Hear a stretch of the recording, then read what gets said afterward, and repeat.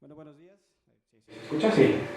Bueno, en este momento tengo el gusto, el placer y el honor de presentarles a la doctora Laura Riola Mendoza. Ella es médica egresada de la Escuela Superior de Medicina del Instituto Técnico Nacional, con maestría y doctorado en ciencias, con especialidad en toxicología por el Centro de Investigación y Estudios Avanzados del Instituto Politécnico Nacional, o sea, CINVESTAP. Es profesora titular en los programas de maestría y doctorado en ciencias, en estudios ambientales de la sustentabilidad impartidos en el Centro Interdisciplinario de Investigaciones y Estudios sobre Medio Ambiente y Desarrollo, CIEMAT, del IPN. Profesora invitada en la maestría en Ciencias en Manejo de Recursos Marinos y en el doctorado en Ciencias Marinas del CICIMAR, así como profesora invitada en la maestría y el doctorado en Ciencias en Toxicología del CINVESTAP IPN. Sus intereses de investigación centran en el estudio del efecto de los contaminantes ambientales en la salud humana, así como en los ecosistemas. Dentro de su línea de investigación se encuentran la ecotoxicología marina en temas relacionados con la evaluación de la contaminación por metales, metaloides y otros elementos en las cadenas tróficas marinas. Asimismo, ha trabajado en la estimación del riesgo en la salud humana asociada a la ingesta de distintas especies marinas de valor económico y comercial. Algunos de sus trabajos contemplan la revisión de la posible fuente y rutas de contaminación antropogénica del ambiente marino por actividades como la minería y la agricultura. Actualmente desarrolla también la línea de investigación de contaminación de microplásticos y polímeros en ambientes marinos y en poblaciones humanas. Es autora de más de 30 artículos con registro en Scopus, con más de 1.400 citas, un índice H de 16 y un índice I10 de 21 en Google Academic. Se tienen registradas más de 40 publicaciones con más de 2.000 citas. Forma parte del Sistema Nacional de Investigadoras e Investigadores en el nivel 2. Es miembro de organizaciones científicas nacionales e internacionales como la MEDICHEMS, Occupational and Environmental Health in the Production and Use of Chemicals, la Sociedad Toxicológica de Estados Unidos, Society of Toxicology, la Sociedad Mexicana de Toxicología y la Sociedad Mexicana de Bioquímica. Ha sido miembro de la New York Academy of Science. Forma parte del grupo de 10 expertos en toxicología que asesoran a la International Seabed Authority de la ONU en temas de minería marina. Además de su trayectoria académica de investigación, tiene 13 años de experiencia en Administración Pública Federal a nivel institucional en el campo de gestión de la investigación científica. Sus últimas responsabilidades administrativas fueron como titular de la Dirección de Investigación del IPN y titular de la Secretaría de Investigación y Posgrado dentro del mismo instituto, cargo que desempeñó hasta el 31 de marzo de 2023. Doctora, muchas gracias por su presencia y adelante. Muchas gracias por la invitación. Esta es la segunda ocasión que estoy acá con ustedes en el seminario y es pues para mí un honor que me consideren para venir y compartir un poquito acerca de las investigaciones que estamos realizando pues con ustedes, que finalmente en el área de físico-matemáticas podrían ustedes pensar, bueno, y por qué o qué relación podemos llegar a tener desde el área de las matemáticas con el tema de la contaminación marina y con el tema de la salud y con el tema de salud en los ecosistemas. Podría ser una duda válida, pero en realidad pues estamos mucho más relacionados y mucho más comunicados que lo que pudiese aparentemente ser, ¿no? Entonces, parte de esta plática, parte de esta conversación está en tratar de contextualizarnos en como parte de un sistema muy complejo llamado planeta y la salud de este sistema, cómo está siendo afectada finalmente por la actividad antropogénica y en consecuencia las repercusiones que tiene hacia la propia salud del ecosistema y la salud humana. Entonces es un intento de estar en un momento dado contextualizados acerca del efecto que tiene cada una de nuestras acciones y cada una de nuestras decisiones finalmente como población. Entonces, bueno, pues esta plática, de hecho, la imparto ahora que estamos en el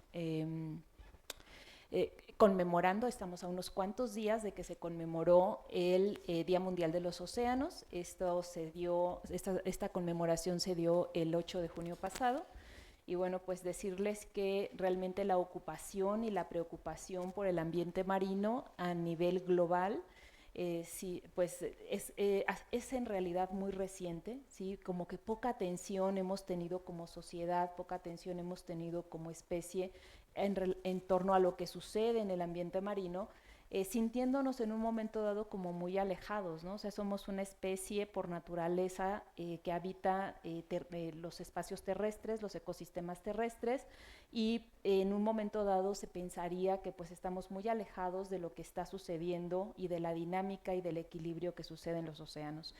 Entonces y la fecha en de la que les voy a hablar ahora, pues nos dice un poco acerca de, bueno, esa ocupación tan reciente. En realidad es hasta el 8 de junio es a partir del 2008, fíjense bien, el 5 de diciembre del 2008, cuando se implementa o cuando se instaura por la organización de la Asamblea General de las Naciones Unidas el Día Mundial de los Océanos. Y bueno, el otro componente que también es muy importante es el enfoque de una sola salud.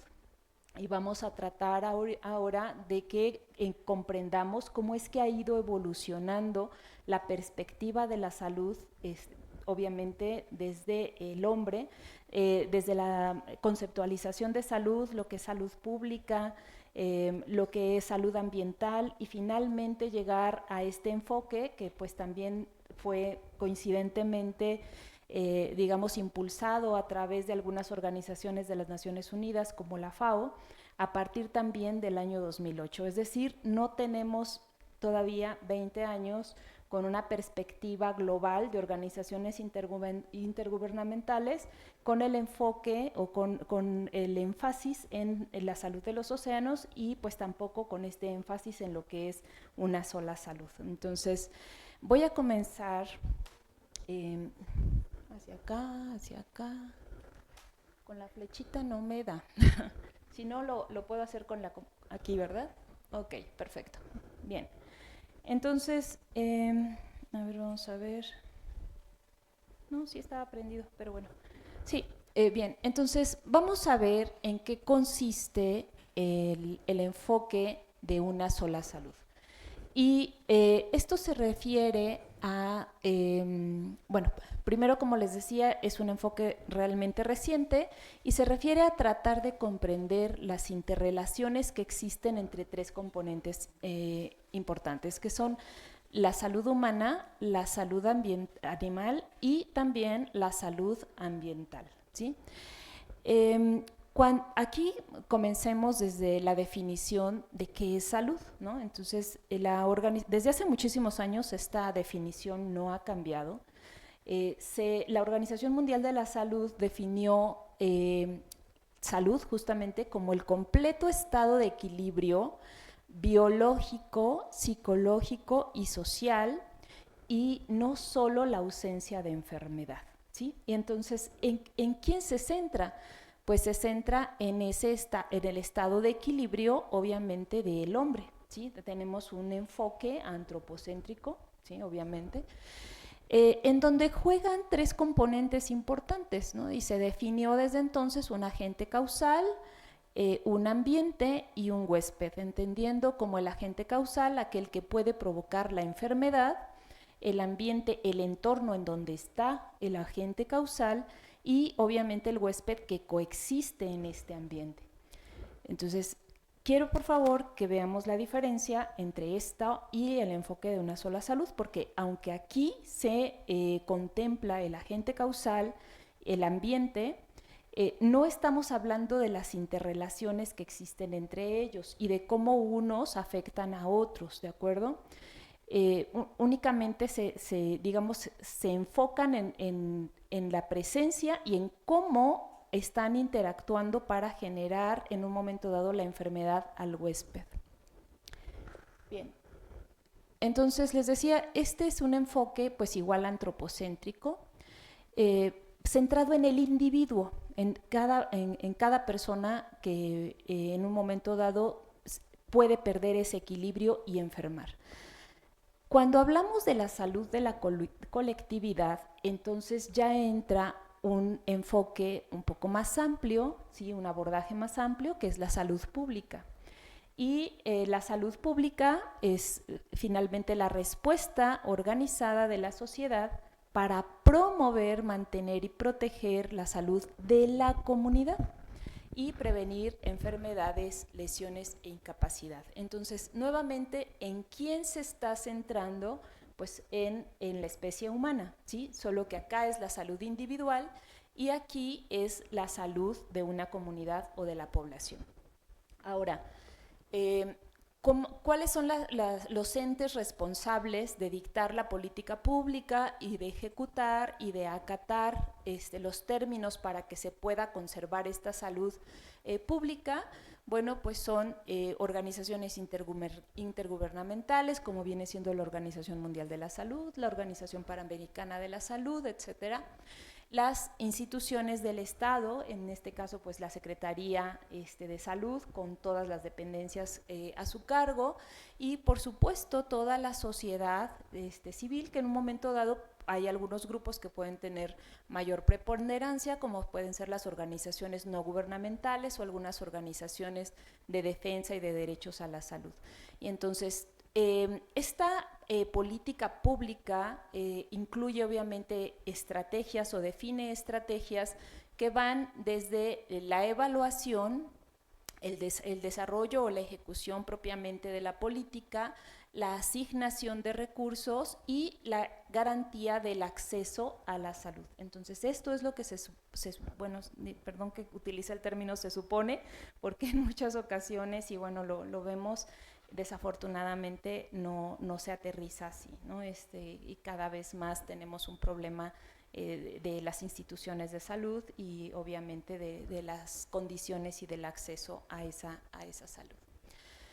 Bueno, entonces cuando pasamos nosotros ahora a salud ambiental, aquí ya comienza a aparecer esta palabrita clave, ¿sí? Esta es una rama de la salud pública y aquí la salud ambiental lo que hace es revisar, ¿sí? Evalúa, analiza cuáles son las condiciones que tienen los factores ambientales que pueden afectar nuevamente la salud de las poblaciones. Entonces, hasta este momento ha sido la salud del individuo, la salud de las comunidades, los factores ambientales que afectan la salud de las poblaciones, pero ¿en qué momento vimos como una determinante importante la salud de los animales o la salud ambiental?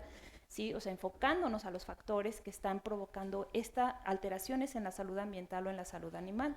Entonces, realmente esta perspectiva, como les decía, aunque jugaban en la tríada ecológica desde hace muchísimos años, realmente el foco siempre ha estado en la salud humana. Y de hecho, recientemente estuve en un foro en donde dentro de las conclusiones de este foro nos decían, bueno, es que lo prioritario es, en un foro de una sola salud, y ahí nuevamente decía, bueno, es que lo prioritario es identificar aquellos fenómenos que están provocando una alteración en la salud humana. Y decimos, oh no, como que nos sigue traicionando por ahí esa forma de pensar y de llevarnos exclusivamente a la parte del ser humano.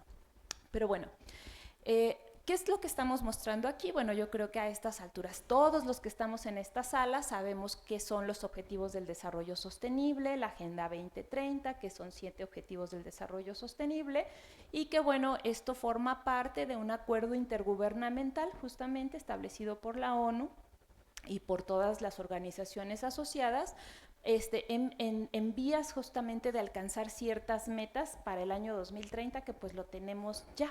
¿De acuerdo? Ya llegó el 2030. Y bueno, aquí habla justamente en un análisis de la página de la Organización Mundial de la Salud, nos dice cuáles son los ODS que de manera transversal están cruzando con el eje de salud y bienestar, ¿sí?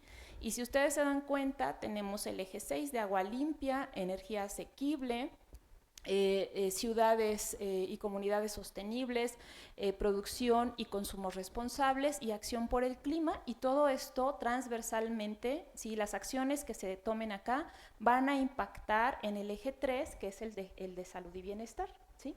Y bueno, todo eso nos hace mucho sentido, pero nuevamente, fíjense, desde la Organización Mundial de la Salud pues tenemos, me parece, un gran ausente. ¿Y cuál es ese ausente? Pues justamente la salud de los océanos, ¿no? Es decir, el ODS 14 no está incluido en esta transversalidad para garantizar en un momento dado salud y bienestar. Y esto es muy, muy, muy relevante porque justamente si estamos hablando de cómo se definen la política, la política global a través de estos organismos internacionales, pues obviamente a nivel de política nacional e institucional, etcétera, pues tenemos a los océanos acá y a la salud humana de este lado, ¿sí? Entonces nunca vamos a lograr hacer ese match, ¿no? Entonces, bien, bueno.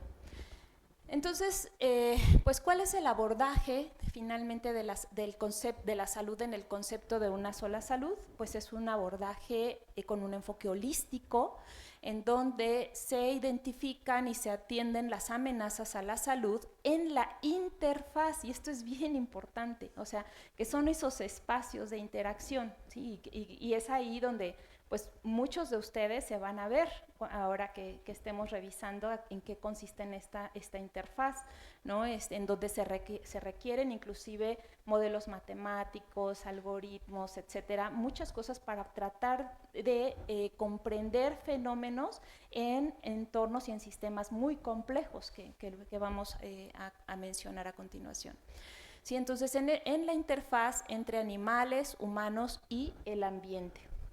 Y bueno, esto obliga a que tengamos un enfoque sistémico en donde se analizan justamente las interconexiones, es decir, qué pasa entre el ambiente físico, ¿no? Entre lo que es el ambiente propiamente y el ecosistema. Cuando nosotros hablamos del ecosistema, pues ya estamos obviamente mencionando a las especies vivas que están ahí, cómo se integran, ¿no? estas interconexiones, cómo se analizan, y por supuesto requiere de un enfoque transdisciplinario.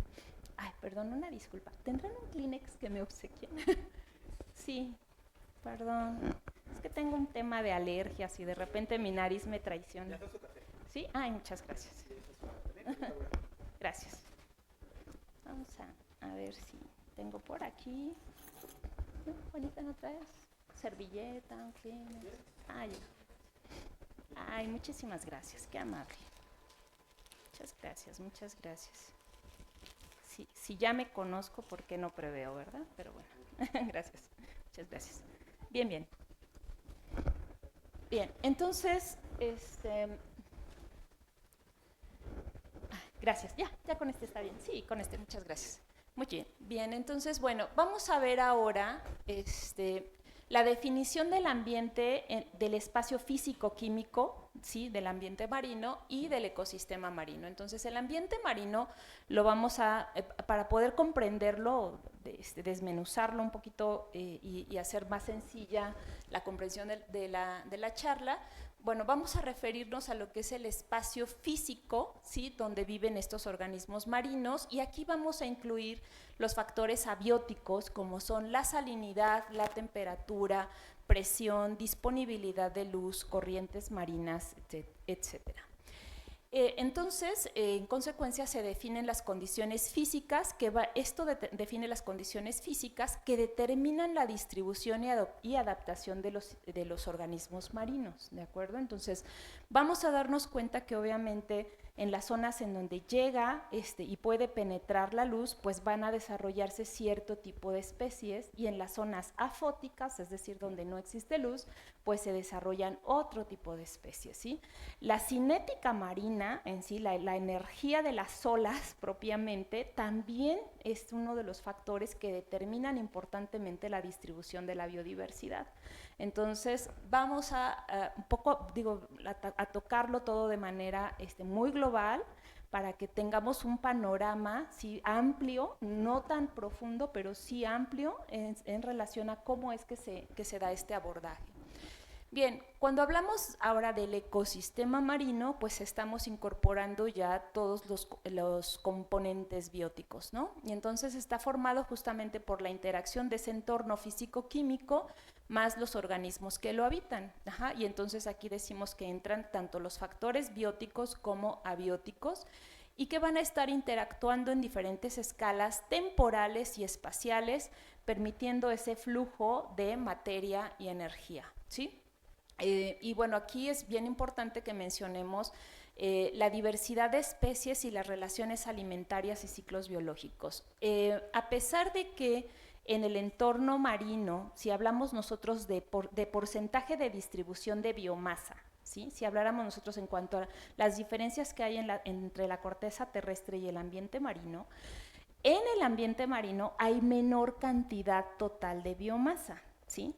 Pero la diversidad de todas las especies que habitan la Tierra, un 80% de esa diversidad se encuentran en el ambiente marino. Entonces, si estamos hablando que hay una menor cantidad de biomasa con una mayor biodiversidad, pues esto también nos habla de la importancia del delicado equilibrio ecológico que tiene que existir en este entorno para que se pueda mantener esa biodiversidad.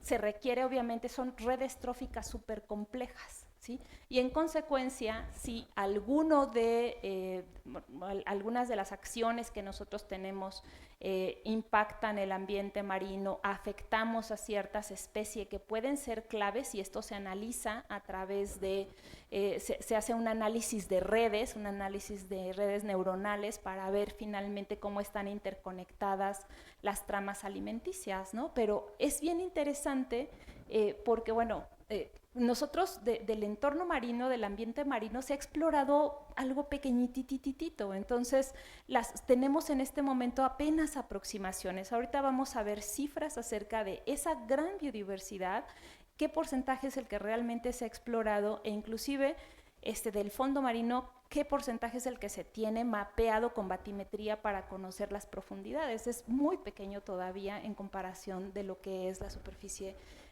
cubierta por mares y océanos. Bien, entonces, bueno, esto en relación al ecosistema marino, y entonces vamos a dar algunas cifras globales acerca del ecosistema marino. Ajá. Bueno, pues primero, es importante entender que es la masa de agua salada continua que va a cubrir aproximadamente el 70% de la superficie del planeta. Es el ecosistema más grande. Nosotros en este momento vamos a hablar del ecosistema marino, pero dentro de este ecosistema obviamente existen variedades del ecosistema, ¿sí? ¿Por qué? Porque esas características tanto abióticas como bióticas que mencionamos, las condiciones físico-químicas, van a definir ecosistemas diversos. No es lo mismo en la zona abisal, que está totalmente oscuro, a aquellos que son en zonas superficiales. Pero bueno, en este momento lo mencionaremos como el ecosistema marino. El 96% del agua total del planeta, fíjense, cubre el 70% de la superficie del planeta, y el 96% del agua total se encuentra en el océano. 90% de la superficie habitable del planeta se encuentra justamente en el océano, ¿sí? A pesar de que cubre el 70%. ¿Por qué creen ustedes que sea esta diferencia? Porque vamos a tener zonas que no son habitables tanto en la corteza terrestre como en el fondo del océano, pero tenemos más en la corteza que no son habitables, ¿de acuerdo? Bien, y bueno, decimos que apenas se ha explorado el 5%, y en este 5% se han identificado 250,000 especies. Decimos que es el sitio que tiene la mayor biodiversidad, les mencionaba un 80%. Bueno, el océano, cuando decimos, bueno, pero es que igual, hasta aquí seguimos, pues qué padre el océano y por acá el humano, ¿no? Hasta aquí.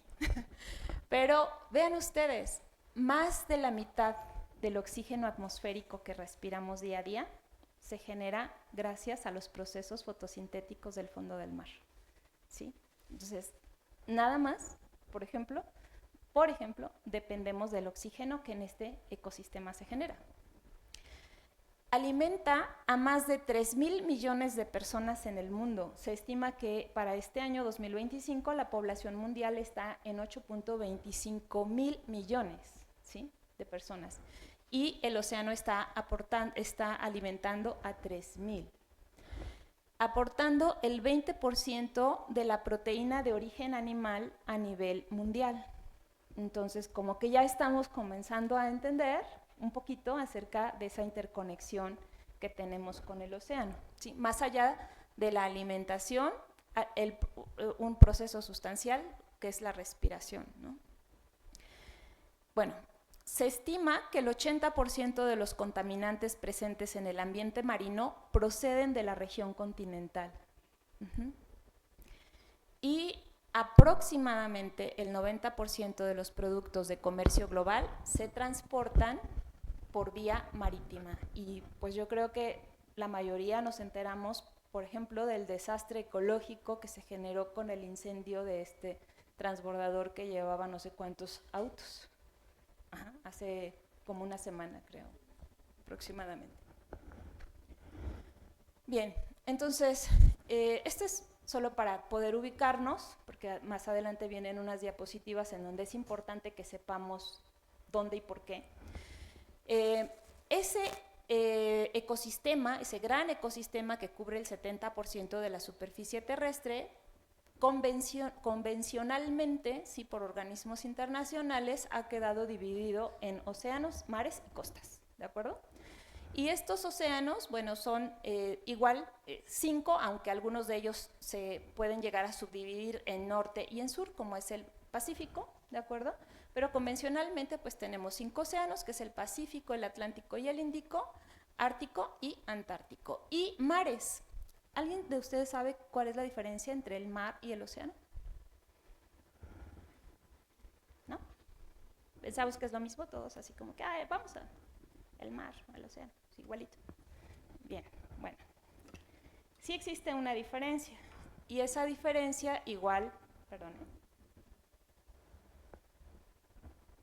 Esta diferencia, pues geográficamente, está definida en relación bueno, en su relación a los continentes o al continente, a la plataforma continental.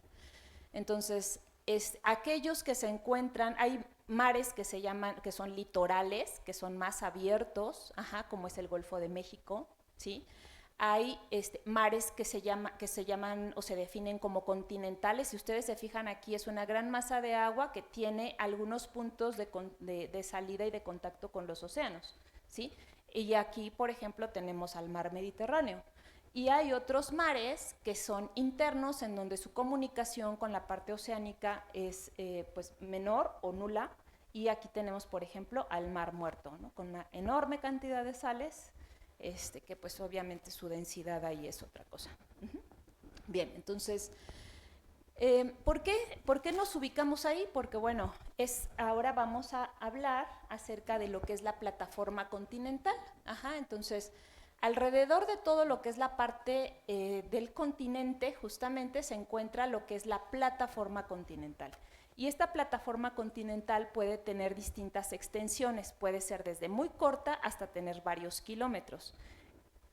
¿Cómo es que los oceanógrafos y los geólogos lo dividen? Bueno, aquí tenemos nosotros a la plataforma continental, es una prolongación de la región propiamente del continente hasta que comienza el declive, que es el talud continental. Probablemente algunos de ustedes conocen las playas del Caribe, ¿no? Las del Caribe mexicano o algún otro sitio, en donde pueden ustedes prácticamente ir caminando por la plataforma y durante un buen ratito van caminando y la profundidad es muy poquita, ¿de acuerdo? Bueno, esta profundidad se estima que es hasta de 200 metros, en donde ya no es tan poquita, ¿verdad? Pero bueno, hasta 200 metros. Y hay algunos sitios, no sé si algunos de ustedes hayan tenido la oportunidad de visitar algunos litorales, algunos sitios que estén en la costa, en donde pues observan que hay así como que un declive brutal, ¿no? Tremendo. O sea, se asoman y dicen, caray, o sea, no hay playa, ¿de acuerdo? Está el talud propiamente. Entonces, bueno, está ahí efectivamente, pues la plataforma o es muy chiquita o prácticamente no está. Hay algunos sitios en donde es muy, muy, muy pequeña.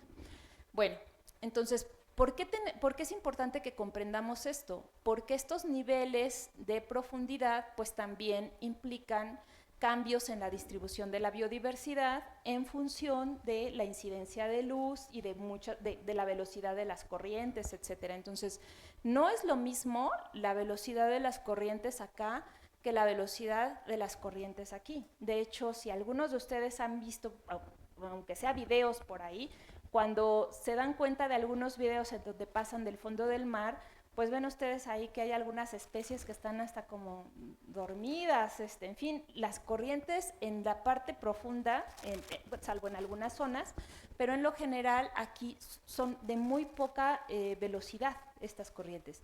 ¿Dónde son mayores? En la superficie. Y ustedes, si se fijan en esos videos que pudieron haber visto, acá se ve una superficie más como con limo, más limosa, más con mayor cantidad de materia orgánica, justamente porque esa disminución en la velocidad de las corrientes favorece la sedimentación. Y al favorecer la sedimentación, de hecho, el sedimento marino, hay algunos sitios en donde se forma milímetros en miles o millones de años, ¿sí? Justamente por cómo se está llevando a cabo esta cinética. Bien, entonces les decía, tenemos aquí la zona de la plataforma, el talud inferior, la zona abisal, ¿sí? Y bueno, pues acá igual la plataforma, en este caso estamos mostrando, vean ustedes la diferencia, aquí se está extendiendo esta plataforma continental. ¿Y esto por qué? Porque bueno, tenemos un límite establecido por una definición geológica en donde se dice que son aguas de menos de 200 metros, pero les mencionaba que hay algunos sitios, algunos países en donde pues estas aguas poco profundas son muy poquitas. Y entonces, desde hace varios años, los distintos gobiernos reclamaban y decían, oye, no, pero es que si tú dices que yo puedo explotar mis recursos marinos exclusivamente hasta donde llega la plataforma, pues aquellos que casi no tienen plataforma, ¿dónde quedan? ¿Me explico? Entonces, hubo convenciones internacionales, justamente, y una de estas convenciones internacionales es la Convención de las Naciones Unidas sobre los Derechos del Mar, la UNCLOS, en donde establece una definición de zonas económicas exclusivas que dice que, bueno, se definirá como plataforma, como zona económica exclusiva, aquellos países en donde se define la plataforma continental como de 200 millas náuticas, es decir, 370 kilómetros náuticos, o lo que resulte mayor, ¿de acuerdo? En aquellos países en donde las plataformas son muy estrechas. Pero ¿qué pasa con aquellos en donde tienen una enorme cantidad de plataforma? Ah, bueno, pues ahí también lo acotan y dicen, bueno, pues hasta 350 millas náuticas, es decir, 648 kilómetros náuticos. Ajá. Entonces, de esta forma es como se van regulando las zonas económicas exclusivas y los derechos de explotación que se tienen sobre esas zonas. Y eso es realmente muy relevante. Bueno, entonces, tenemos, ya dijimos cómo se regulan y dónde se encuentra esta plataforma y que tienen condiciones de profundidad diferentes, ¿sí? en las zonas continentales. Pero, ¿qué sucede en las aguas más profundas? Bueno, pues aquí estas se definen como aguas no jurisdiccionales, y estas aguas no jurisdiccionales son regulados por un organismo que es la Autoridad Internacional de Fondos Marinos, que también es un organismo de la ONU, y ellos son los que regulan y definen los derechos de explotación en estas aguas. Y bueno, aquí pues justamente estamos marcando una zona que es muy, muy rica en minerales, sobre todo minerales de alto valor para explotación minera, como cobalto, níquel, manganeso, etcétera, justamente para el desarrollo de nuevas tecnologías. Ajá. Entonces aquí hay un foco tremendo, sí, una atención internacional muy grande para ver quién tiene los derechos de explotación de estos recursos, obviamente, con los impactos asociados, que ahorita que sigamos avanzando en la plática, pues vamos a ver cuáles son. Ustedes inferirán los riesgos, no se los voy a mencionar yo. Bien. Bueno, entonces esta imagen es para que nosotros comprendamos un poquito más. Bueno, aquí venimos con el tema de la plataforma y se dice que las aguas que se encuentran por encima de la plataforma son aguas neríticas, es decir, son aguas poco profundas. Y bueno, aquí esto es la distribución en función de la profundidad, lo que mencionábamos como la zona fótica, ¿sí? Que es las aguas más superficiales, y la zona afótica conforme vamos aumentando la profundidad.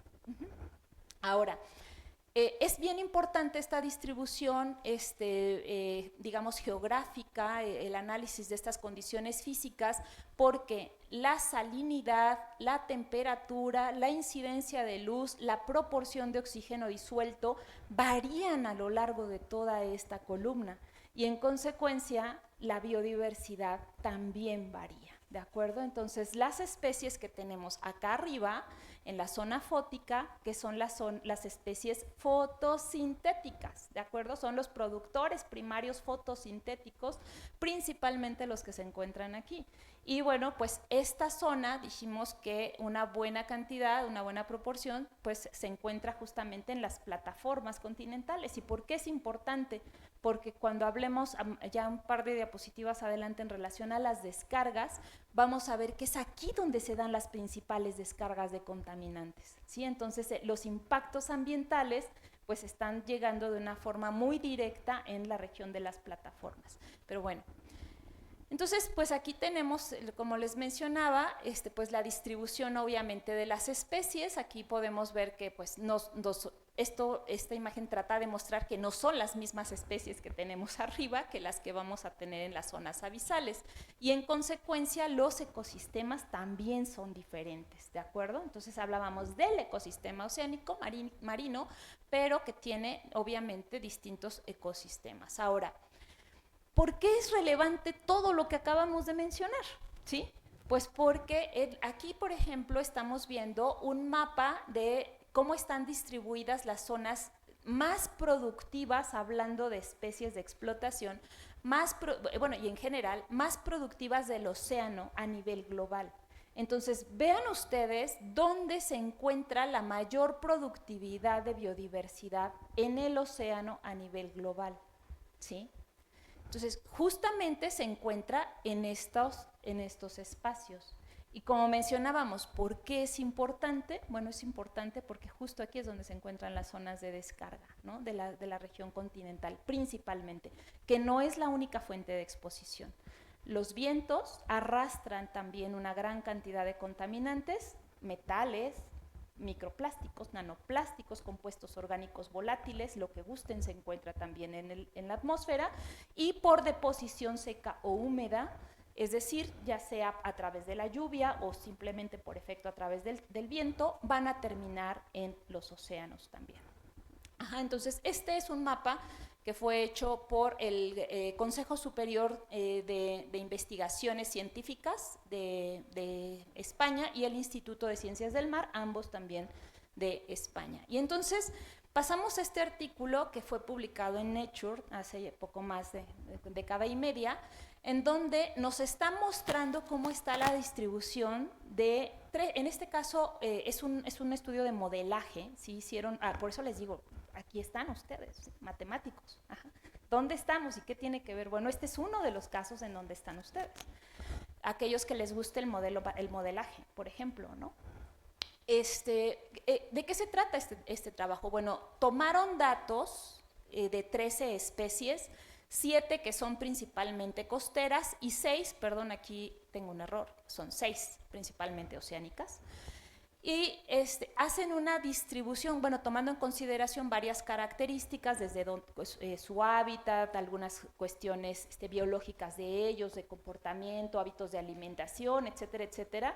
Diseñan, desarrollan este algoritmo y ven cómo se encuentra su distribución. Y podemos observar aquí todos los taxones, ¿sí? Todas las especies. Aquí nos dice no normalizados. ¿Y por qué están no normalizados? Porque se están tomando en consideración sitios en donde efectivamente no hay condiciones para la vida, ¿de acuerdo? De hecho, se conocen como zonas muertas. Y bueno, también para la distribución toman en consideración cierta superficie, las unidades, ¿no?, establecidas en ciertas superficies en metros cuadrados o kilómetros cuadrados. Y entonces se sacan los datos, una vez que normalizan, quitan estas posibles causas de desviación y llegan a este mapa de distribución en donde tenemos todos los taxones, en donde vamos desde un color muy claro, desde azul claro, hasta los colores rojo o muy intenso, ¿no?, rojo guinda, en relación a la cantidad de especies, cómo se distribuyen, y vean ustedes cómo están la distribución, o sea, dónde se encuentran estos mapas de biodiversidad. Cuando hacen el análisis de las zonas, de las especies que habitan en la zona costera, pues vean ustedes dónde están, ajá, y digo, a lo mejor acá no lo alcanzaron a identificar, ajá, pero me voy a regresar a este mapa. Justamente estos espacios están aquí, ¿de acuerdo? Entonces, en la zona en donde hay una mayor concentración de minerales de alto valor que pues pretenden, desean y seguramente van a explotar. Bien. Bueno, entonces esta es la distribución por cada una de las especies, ¿no? No vamos a entrar en detalles. Solo aquí me puse esta nota para que no se me olvide decirles que finalmente toda la red trófica está dependiendo de los productores primarios fotosintéticos, que dicho sea de paso, son más ricos en las zonas de la plataforma, ¿de acuerdo? Entonces, aquí podemos ir observando estas interconexiones, ¿no? Bueno, y pues ahora pasamos al tema de metales pesados en el ambiente marino. Ajá, y decimos, bueno, pues hasta aquí ya comprendimos un poquito acerca del ambiente, del entorno, de la distribución de la biodiversidad, y pues, ¿qué pasa con los metales pesados? Bueno, primero es importante comprender que pues los metales pesados están en la corteza terrestre, en el ambiente marino y en todos lados, ¿de acuerdo? El problema no es ese. Ajá. El problema es realmente la redistribución que provoca la actividad antropogénica sobre esos metales, ¿de acuerdo? Entonces, si nosotros hacemos un análisis de cómo está conformada el agua de mar, tenemos que el 965.6 gramos, si lo referimos por kilogramo, 965.6 son agua, H2O. Y el 34.4 gramos vamos a tenerlos de otros componentes que son los que le confieren la salinidad, ¿de acuerdo? Donde principalmente están los iones cloruro, está el ion sodio, sulfatos, magnesio, bicarbonato, calcio, potasio. Y aquí tenemos esta pequeña rebanadita que dice otros. Ajá. Bueno, pues en esos otros justamente están elementos traza. Esto corresponde a elementos traza. Y esos elementos traza pueden ser esenciales, es decir, que sean micronutrientes, como el cobre, por ejemplo, como el hierro, como el propio, déjenme ver, bueno, en algunas especies marinas el arsénico, ¿de acuerdo? Aunque para especies terrestres es tóxico, pero en algunas especies marinas el arsénico. Y algunos que son no esenciales. Entonces, dentro de ellos tenemos, bueno, pues los que son los metales pesados, y por definición, los metales pesados son aquellos elementos de alta densidad, es decir, mayores a 5 gramos por centímetro cúbico. Hay quienes dicen 4.7 gramos, bueno, algunos lo redondean a 5 gramos, y que son electropositivos, es decir, que se encuentran en posibilidad de donar electrones convirtiéndose en cationes en solución, y en consecuencia, bueno, pues tener la posibilidad de interactuar con un sinfín de elementos biológicos, ¿de acuerdo?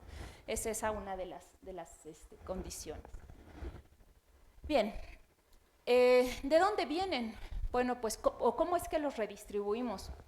Pues los redistribuimos justamente, algunas pueden ser de origen natural, es decir, puede existir un enriquecimiento de metales pesados a través de fenómenos naturales, por supuesto. ¿Como cuáles? Como erupciones volcánicas, tanto en la corteza terrestre como en el fondo del mar, como surgencias hidrotermales, por ejemplo, en donde, bueno, hay emanaciones de sulfídrico y otros componentes en el fondo del mar, y esto, por supuesto, y además algunos son temporales, ¿de acuerdo? Y algunos son cíclicos, depende de la estación en la que nos encontremos, se activan algunas urgencias u otras pueden estar de manera constante. Entonces, sí puede haber modificaciones a la composición por cuestiones naturales. Pero bueno, ubiquémonos en la antropogénica. Pues obviamente la actividad industrial, los procesos de agricultura, la minería, el mismo tráfico marítimo, la explotación de ciertos recursos a nivel del mar y la gran descarga de residuos de la región continental, que bueno, ya en la plática previa cuando hablábamos exclusivamente de microplásticos, mencionábamos la importancia de las escorrentías y los lixiviados para poder arrastrar y llegar hasta el lecho marino, ¿no? Entonces, las fuentes de contaminación, esta es una fotografía, de hecho reciente, de un artículo que se publica del país que es del país más contaminado del mundo, que es Bangladesh, ¿sí? Tiene lastimosamente ese récord y aquí nosotros podemos ver algunas de las condiciones de algunas de sus costas, ¿sí? Por ejemplo, vean ustedes, bueno, es para ejemplificar, son cuestiones así como muy extremas, algunos sitios de derrames, ¿no? Marinos, en fin. Ahora, mencionábamos que el enriquecimiento o la contaminación puede ser de origen antropogénico o bien de origen natural, y esto es ahora más o menos sencillo de rastrear, haciendo lo que se conocen como análisis de componentes principales, en donde podemos ver cómo correlacionan en un momento dado un conjunto de elementos y en función de qué tipo de aglomeraciones o cómo se están comportando los patrones de elementos y de metales, se puede definir en un momento dado el origen de la contaminación y podemos decir, bueno, este es de origen antropogénico y el perfil por el tipo de elementos que contiene es más de minería o es más de fuentes de la agricultura, etcétera, ¿no? Entonces, sí es factible, bajo ciertas condiciones, poder trazar las fuentes de contaminación. Bien, entonces, pues este es un diagrama que no nos vamos a meter a mucho detalle, pero lo que pretendemos es comprender cuáles son las actividades humanas que están generando en un momento dado estos contaminantes metálicos, su fuente, cómo se movilizan en el ambiente, ¿no? Cuáles son las condiciones ambientales que pueden en un momento dado afectarlos. Ay, perdón, aquí ya no alcanzo a ver. Adicional.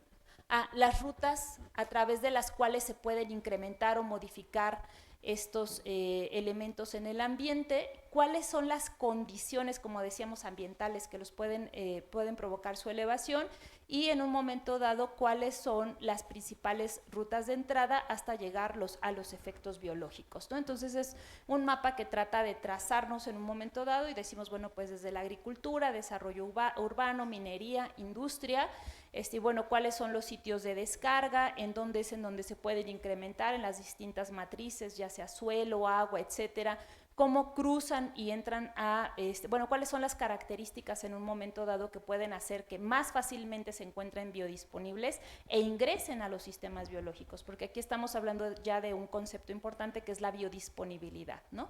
Y finalmente, pues, los efectos.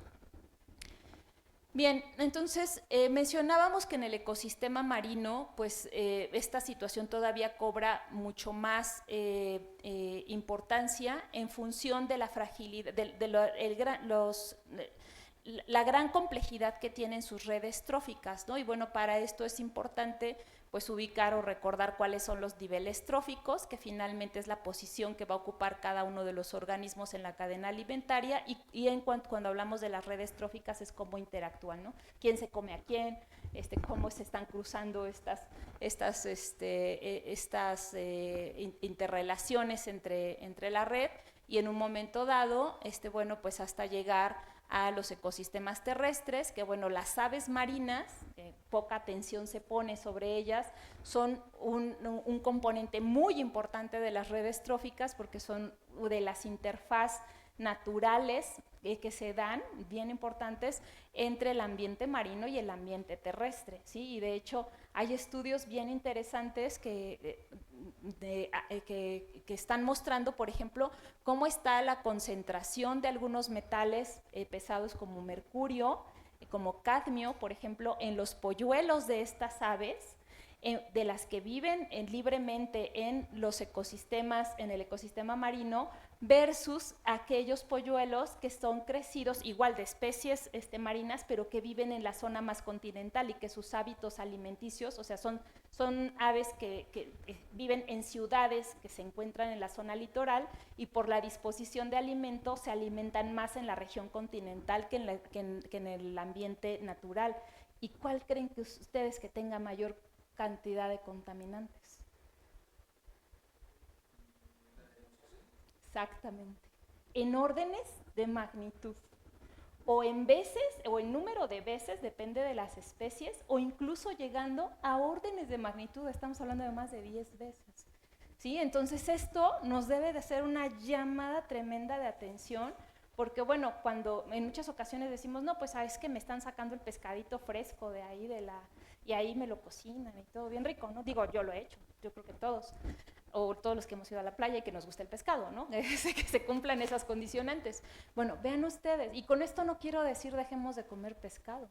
Con esto lo que estoy tratando de decir es, vamos buscando cuáles son las medidas para que nuestras acciones estén disminuyendo los impactos que estamos teniendo en este ecosistema, ¿sí? Bien. Bueno, igual sobre la complejidad de las redes tróficas. Entonces aquí vamos a pasar a dos conceptos que son muy importantes, que es la parte de bioacumulación y aquí una disculpa, debe decir biomagnificación, ¿de acuerdo? Entonces vamos a, en este momento ya hablamos de incremento en la biodisponibilidad. E incrementar biodisponibilidad quiere decir que de todo lo que existe en el ambiente, ¿qué tanto puede entrar a los sistemas biológicos? Eso es que sea biodisponible. Porque no todo lo que está en el ambiente va a ser biodisponible. Puede ser que se encuentren formas químicas que no van a cruzar las barreras biológicas. Muchos de estos metales, cuando se encuentran en su estado elemental, ¿no? Ahí con estado de oxidación cero, no van a poder cruzar las barreras biológicas. ¿Cuándo las cruzan? Cuando se encuentran por ejemplo, en esta situación de cationes, ¿no? Que mencionábamos que los metales pesados pueden ser donadores de electrones y en consecuencia convertirse en cationes en estado de solución. Y pues en el agua pueden estar en solución, ¿verdad? Entonces, las condiciones de salinidad, por ejemplo, que mencionábamos, de presión, etcétera, de temperatura, modifican obviamente las condiciones físico-químicas y esto puede hacer que se incremente la biodisponibilidad. Y eso es muy importante que lo tengamos en cuenta y sobre todo ahora que hablemos, por ejemplo, de cambio climático, porque también lo vamos a tocar. Entonces, bueno, entonces hablamos de biodisponibilidad y ahora hablamos de bioacumulación. Entonces, si se fijan, esto pretende ser la misma especie de pez, pero pues aquí está chiquito y aquí ya está más grande, ¿no? Es decir, estamos siguiendo a la misma especie a lo largo de su vida. Y cuando está bioacumulando es que sus concentraciones, aquí apenas si se ven, o bueno, yo quiero pensar que apenas si se ven o no se ven, y aquí se empiezan a incrementar la concentración conforme conforme va pasando el tiempo. Y esto quiere decir que la velocidad de absorción, ¿sí? La velocidad en la que está entrando es mayor a su capacidad de eliminación, a la velocidad de depuración. Y en consecuencia ese balance, ¿sí? Nos lleva a que, bueno, pues está entrando más rápido de lo que está saliendo y en consecuencia se está acumulando y por eso se llama bioacumulación. Si esto es muy sencillo, es casi lógica, ¿verdad? Bien, entonces, cuando vamos nosotros a la parte de la biomagnificación, hablamos de redes tróficas y entonces quiere decir que del krill o de los calamares se pasa a bueno, aquí nos faltan los productores primarios fotosintéticos que también los absorben, de aquí pasamos a el primer nivel de la red trófica y así sucesivamente hasta llegar a los predadores tope en donde la concentración pues ya es mayor.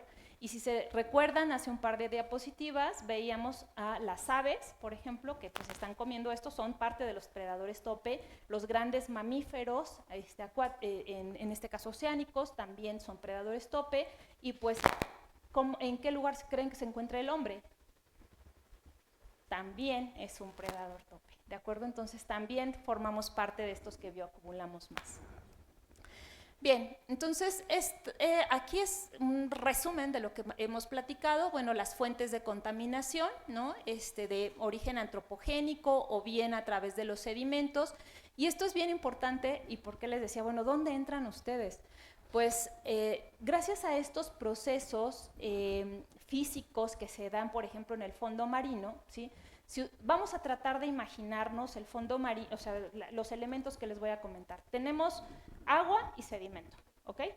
Agua a diferentes profundidades, ya dijimos con distintas condiciones de salinidad. Por ejemplo, la salinidad va a moverse, va a modificarse con la profundidad. Obviamente la temperatura, hay zonas que son más calientes, que son las que se encuentran cerca de la luz solar, otras que son menos calientes.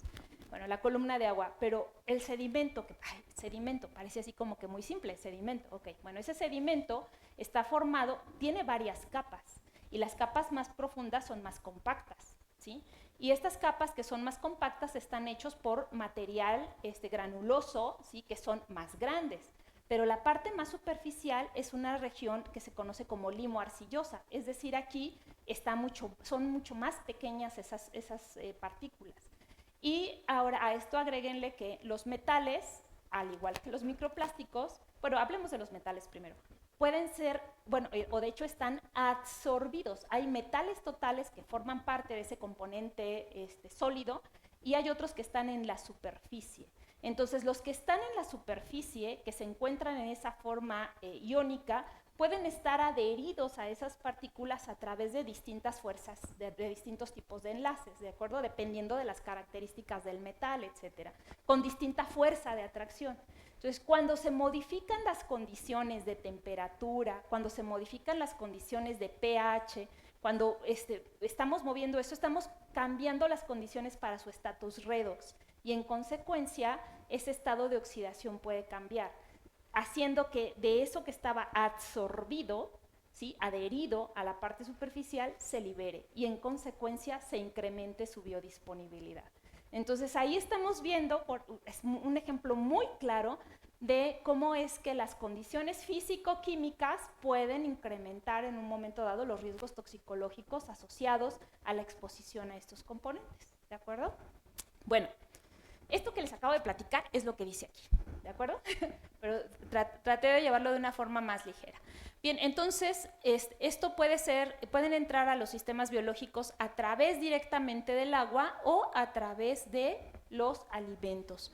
Y en consecuencia, ya dijimos, bueno, pueden tener un impacto directo, se pueden bioacumular, se pueden biomagnificar, en las distintas especies de la red trófica, ¿no? Desde los productores primarios, los consumidores primarios y así sucesivamente hasta llegar a los organismos tope, generando distintos tipos de efectos, como pueden ser daños moleculares, bioquímicos, celulares o inclusive de función y de supervivencia. ¿De acuerdo?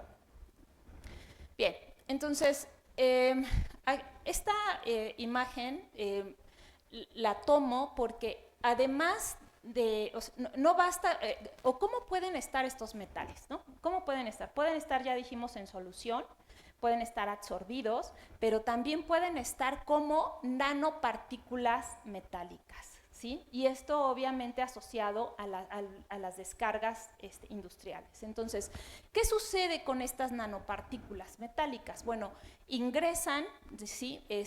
Bueno, se eliminan, se pueden agregar, se pueden disolver, se pueden adherir, y ahorita vamos a encontrar la importancia de la coexistencia de contaminantes, se pueden adherir a otras cosas, y bueno, ingresar a los sistemas biológicos, y los mecanismos o modos de acción que son muy generales para los metales pesados, que son el daño oxidativo a través de la generación de especies reactivas de oxígeno o nitrógeno, ¿sí? Y estas especies reactivas que pueden dañar las proteínas, los lípidos, el DNA, provocando distintos tipos de daños como muerte celular. Ahora, ¿hay mecanismos de defensa de los organismos para estos metales? Sí, y es importante que los mencionemos.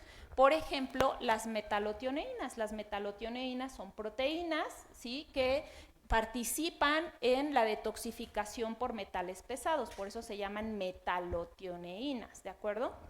Y por ejemplo, estas son ricas en grupo sulfidrilo y la ingesta de selenio, por ejemplo, pues ayuda a que tengamos una síntesis un poco más óptima de metalotioneínas y en consecuencia tener un sistema antioxidante pues con un poquito mayor de probabilidades de defenderse ante estos agentes. Entonces, bueno, este cuadro resume igual lo que mencionábamos, especies reactivas de oxígeno, que afectan distintas biomoléculas como lo podemos tener nosotros acá y en consecuencia pueden provocar distintos efectos, ¿no? Como son daño celular directo, alteraciones en distintas o pérdidas de algunas fracciones celulares, neurotoxicidad como, como toxicidad renal o toxicidad hepática, etcétera, y también carcinogenicidad.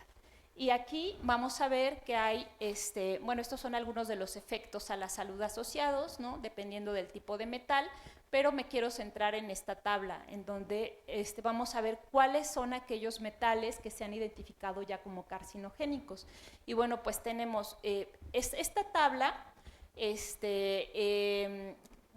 clasifica a la carcinogenicidad en 4 categorías, en 4 grandes grupos, son 5 categorías en 4 grupos, porque un grupo está subclasificado en A y en B. Entonces tenemos aquellos que se han identificado que son carcinogénicos, porque existe evidencia en humanos suficiente para decir que son carcinogénicos. ¿Y cuáles son? El níquel, el cromo, arsénico, aluminio. Existen aquellos que son probablemente carcinogénicos porque hay evidencia limitada en humanos, pero suficiente evidencia en animales para decirnos que son carcinogénicos. Y aquí tenemos, por ejemplo, el plomo. Otros que son posiblemente carcinogénicos porque hay limitada evidencia en humanos, pero también no suficiente evidencia en animales, y es el vanadio, molibdeno, metilmercurio, plomo, cobalto, níquel. Y hace un momento cuando les hablaba de los minerales que se encuentran altamente enriquecidos en los fondos marinos, que tienen alto valor y que se está buscando su explotación, pues aquí hay varios, o sea, aquí está el níquel, acá está el molibdeno, por ejemplo, ¿no? Las costras de cobalto y níquel, que también son ricas en manganeso, en molibdeno, etc.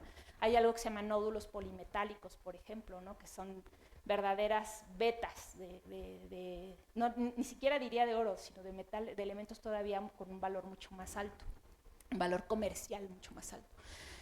Bien, aquellos cuya carcinogenicidad no está todavía clasificable, o aquellos que son probablemente, que no se han identificado que tengan efectos carcinogénicos, ¿no?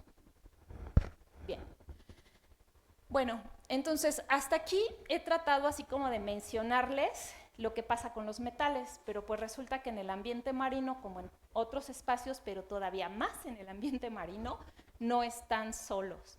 Y lo que quiero mostrarles a continuación es la asociación que tienen entre metales pesados y microplásticos, que ustedes saben que ahorita es un problema de contaminación emergente a nivel global, ¿sí? Tenemos un severo problema a nivel global por la contaminación plástica. Sí, entonces este es un estudio muy interesante en donde se hizo, bueno, un análisis de concurrencia para ver, bueno, qué tantos trabajos están ya mostrando la asociación entre microplásticos, metales pesados, toxicidad, absorción, y entonces, bueno, pues aquí podemos ver que pues sí ya hay algo de material para poder inferir, y bueno, ya no son solo inferencias, ahorita les voy a mostrar unos resultados que dice uno, por Dios, algunos trabajos que nos muestran esta relación. Entonces, ¿qué pasa? Ahora vámonos con la parte de los componentes plásticos. ¿Sí? No voy a hablar del tipo de polímeros, etcétera, porque si no la plática se nos puede ir a 2 días. Pero nos vamos a centrar en los microplásticos que se encuentran en el entorno marino. Entonces, aquí lo están representando como este film, en donde, bueno, obviamente en este entorno marino hay ciertas condiciones que se tienen que tomar en consideración. Hablábamos, por ejemplo, de la salinidad, de pH, etcétera, de los factores bióticos, y vemos cómo en este esquema se trata de mostrar cómo los microplásticos tienen una interrelación con material particulado suspendido en la columna del agua, en la columna de agua del mar, y bueno, en ese material particulado suspendido pues también hay metales pesados, ¿de acuerdo? Obviamente con el plancton, y bueno, en este mismo trabajo se hizo todo un panel de metales y se identificó en este trabajo a dos principalmente que están asociados con los microplásticos y con su transferencia a través de la red trófica, que son arsénico y cadmio. Insisto, en este trabajo, porque en el que sigue, bueno, me voy a ir y después me voy a regresar, perdón. Aquí tenemos, este es un trabajo que se hizo in situ, en donde están teniendo partículas de polímeros de micro y nanoplásticos, en donde se exponen, aquí tenemos en el día 0, al día 42 y al día 129, y van cambiando las condiciones de salinidad, las condiciones de pH, y van observando, bueno, en este caso pH lo descartaron y se quedan exclusivamente con la parte de salinidad, y ven cómo a los 42 días tienen una asociación importante con un panel de elementos de metales pesados, así como con microorganismos, y ven ustedes al día 129, ¿de acuerdo?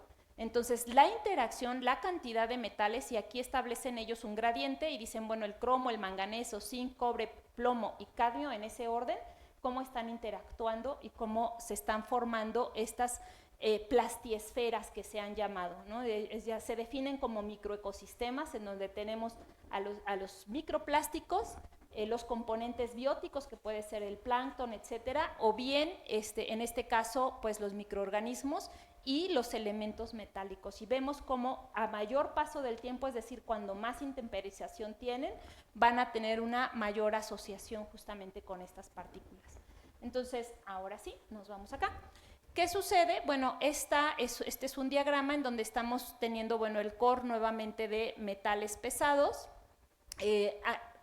Es importante también mencionar que en la composición per se del plástico puede haber elementos metálicos, ¿de acuerdo? Ya sea como parte de los aditivos que se agregan.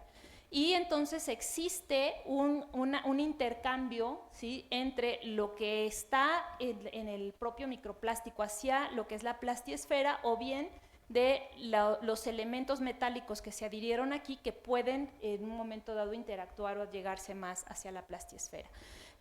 ¿Cuáles son los mecanismos? O sea, aquí, y en este microecosistema pasan un montón de cosas, ¿sí? Desde reacciones de óxido de reducción, de quelación, conversiones enzimáticas, o sea, todo esto está en función de la complejidad del mismo sistema. Bien, y bueno, pues ahora, como mencionábamos, pues no están solitos, ¿no? O sea, llegan tanto microplásticos como metales pesados en un ecosistema en donde tienen las condiciones tanto bióticas como abióticas para formar estos sistemas todavía más complejos, ingresar a las redes tróficas y, bueno, pues de ahí pasar también al humano, ¿de acuerdo? De los efectos que se han descrito en cuanto a, bueno, este es un diagrama que se hizo a manera de resumen por este autor y sus colaboradores en relación a toda la información que recopiló. Fue un artículo de revisión sistemática lo que hizo, y nos está mostrando los efectos, y aquí vienen desde la parte de los microplásticos, metales pesados, etcétera, y bueno, cómo es que ingresan a las especies marinas, los efectos que ya se han descrito de los microplásticos y de los plásticos, perdón, de los microplásticos y de los metales pesados en estas especies marinas, que van desde obstrucción de branquias, obviamente, y fíjense, nada más lo importante, cuando tenemos alteraciones en recursos pesqueros, en donde decimos, bueno, es que ya hay ciertos recursos que se están agotando, generalmente siempre vamos, o sea, y la hipótesis o la causa va siempre sobre la pesquería, ¿no? Y tenemos un caso en el norte de nuestro país, en el Pacífico, por ejemplo, con la vaquita marina. Digo, eso es como duda. A mí me encantaría saber, por ejemplo, qué tanta participación, porque en el norte del país juran y perjuran que están estableciendo los controles necesarios para el tema de control de la pesca ilegal, pero bueno, ¿qué tanto pudiera, esto es como pregunta, estar asociado también a un fenómeno de afectación directa al organismo asociado a la exposición de contaminantes? O sea, nosotros, aquí está Juanita, está llevando a cabo de su proyecto de doctorado, hizo la identificación de los microplásticos en tracto gastrointestinal de algunos peces y en las branquias. Y encontramos una mucho mayor cantidad de microplásticos en las branquias que en el tracto gastrointestinal. Entonces, tanto por obstrucción, o sea, un daño mecánico directo, como una lesión a través de vías de oxidorreducción, ¿no? de vías metabólicas, estrés oxidativo, daño oxidativo. O sea, imagínense ustedes la supervivencia de alguna especie a la que le están impidiendo su proceso de intercambio de gases, por ejemplo. O sea, y no todas las especies tenemos la misma sensibilidad. Ajá. Hay algunas que son más vulnerables que otras. Bien, entonces, y bueno, algunos de los, aquí en esta parte de daños a la salud humana, o sea, se centra y se aclara que se está hablando en relación a los efectos comprobados en metales pesados, porque en este momento, les decía, apenas se está identificando la presencia de micro y de nanoplásticos en tejidos y en fluidos humanos, ¿de acuerdo? Entonces, los efectos en los humanos se pueden inferir a través de los efectos en los modelos animales, pero estudios en humanos, pues en este momento no tenemos. Entonces, es algo que hay que precisar, ¿sí? Y bien, bueno, pues este es un cuadro también a manera de resumen de lo mismo que ya les comenté. Entonces, este mapa, pues sí es así como un poquito alarmante cuando de hecho no se ve así tan bonito, no estamos acostumbrados a verlo azul, por ejemplo, pero ahorita que les diga lo que significa o cuando vamos leyendo qué significa, pues nos vamos a estresar más, ¿no? Esta es la distribución global que se tiene en cuanto a la contaminación plástica en los océanos, yendo desde lo que está menos contaminado con la parte más oscura hasta la parte más alta, que está marcada con los colores más claros. Y entonces, vean ustedes cómo estamos, ¿sí? En el Mediterráneo, principalmente del lado, vean ustedes la parte norte y la parte cercana a África, ¿sí? Y fíjense ustedes, muchos países europeos están mandando sus desechos plásticos acá.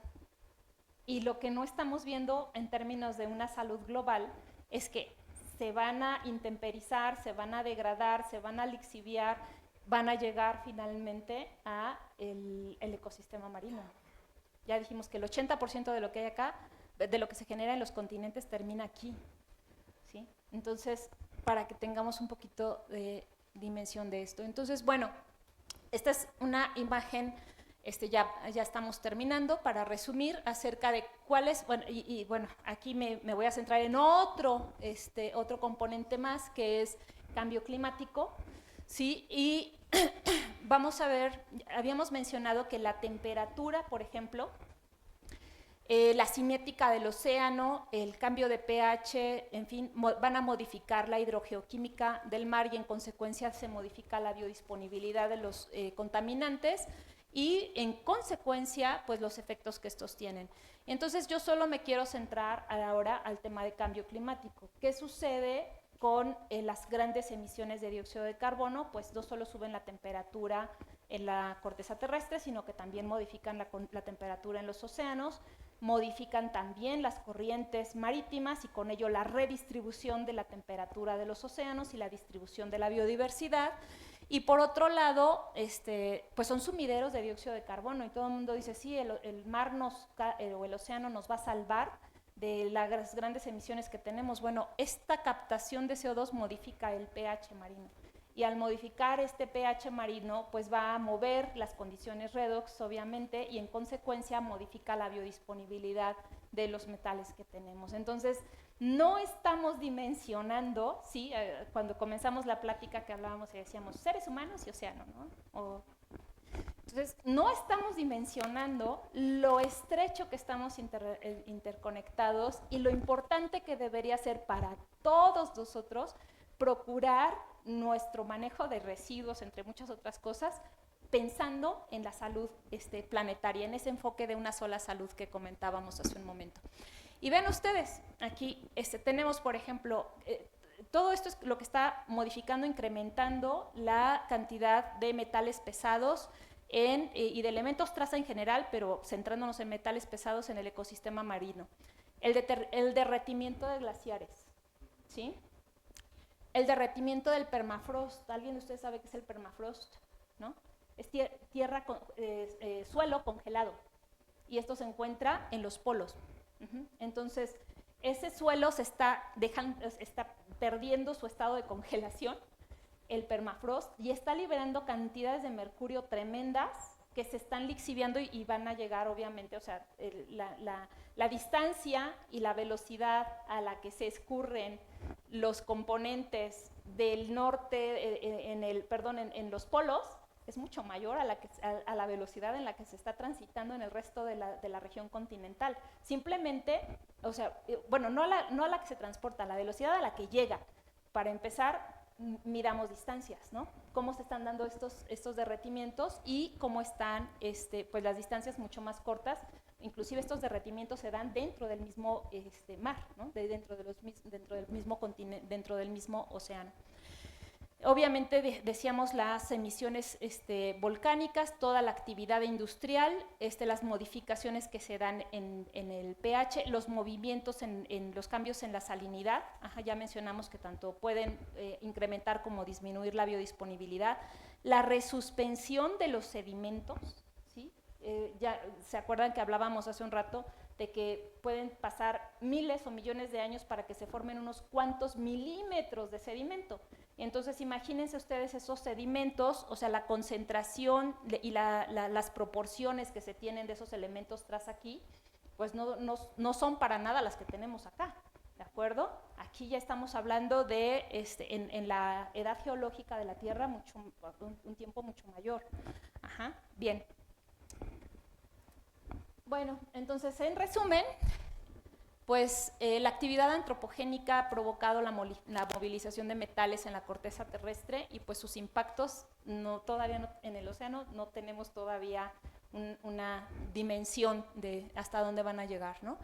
La plataforma continental, especialmente la zona nerítica, que dijimos que es la que está cerca sobre la plataforma y en las aguas fóticas donde llega la luz, es la más afectada por las descargas directas, poniendo en riesgo la salud de las especies de zonas costeras, que son las más productivas y con la mayor biodiversidad del océano. ¿Sí? Es decir, estamos impactando directamente las zonas de mayor biodiversidad. Los micro y nanoplásticos tienen una interrelación estrecha con la presencia y efecto de los metales pesados. Y bueno, el cambio climático agrava la contaminación del ecosistema marino por metales pesados, así como microplásticos. Y bueno, hablando de los metales pesados exclusivamente, al provocar cambios en la hidrogeoquímica del ecosistema, como su biodisponibilidad. Bueno, los efectos indirectos ponen en riesgo la seguridad alimentaria, que tanto nos preocupa, digo, si queremos voltear a ser antropocéntricos otra vez, la seguridad alimentaria y la vida en los ecosistemas terrestres. Bueno, entonces con esto espero que hayamos tenido de manera muy general ese enfoque holístico que amenazan la salud del ecosistema marino, revisando de una forma, aunque sea muy, muy general, la interfaz entre animales, humanos y ambiente. Y bueno, pues aquí solo les quiero mostrar. Esta es la primer publicación, al menos la más relevante, que habla de contaminación por metales pesados y sus efectos en la biota marina. La contaminación. Este artículo se publicó en 1976, hace 50 años. Todavía el problema, hace 50 años, no tenía las dimensiones que tiene ahora. Y esta es una fotografía que se publicó por el diario El Guardián, en donde muestra una familia de ballenas piloto que son delfínidos, ¿sí? Son de la familia de los delfines. Y cuando se encontraron estos fenómenos, y cuando los científicos hicieron un análisis para ver cuál había sido la causa de la muerte de las ballenas, pues encontraron concentraciones tremendas de un panel de metales pesados, ¿no? Entonces, casi 50 años después, ¿no? Estamos viendo que pues no nos hemos tomado en serio como humanidad el problema de la contaminación marina y de su impacto en el ecosistema. Y bueno, pues esperamos ahora que con este enfoque, que es muy reciente en términos de una sola salud, pues se tome justamente esa salud planetaria y esas interconexiones, ¿no? Y de hecho, si ustedes se meten a Google o a alguna plataforma, algún buscador, y ponen una sola salud y contaminación marina, verán que es bien poquitito lo que sale.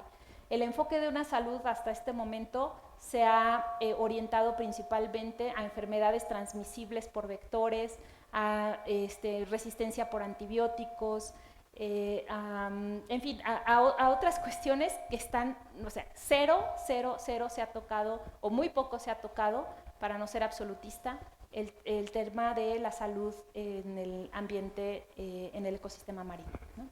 Y bueno, pues por mi parte es todo. Espero que le haya sido de su interés la charla y estoy abierta a sus preguntas, lo que quieran comentar también. Muchas gracias.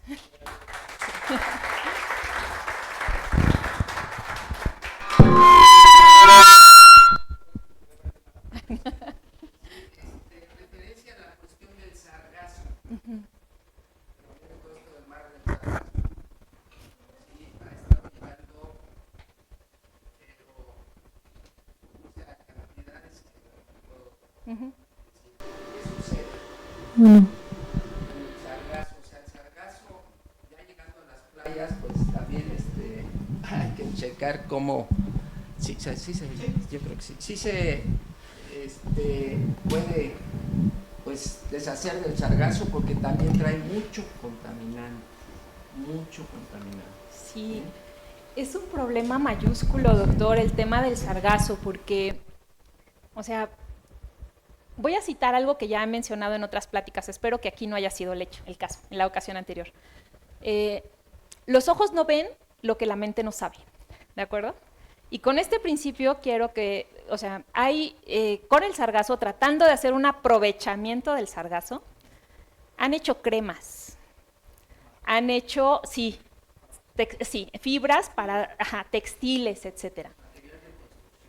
Exacto. ¿Qué está sucediendo? Exacto. ¿Qué está sucediendo? El sargazo efectivamente trae una cantidad de metales pesados.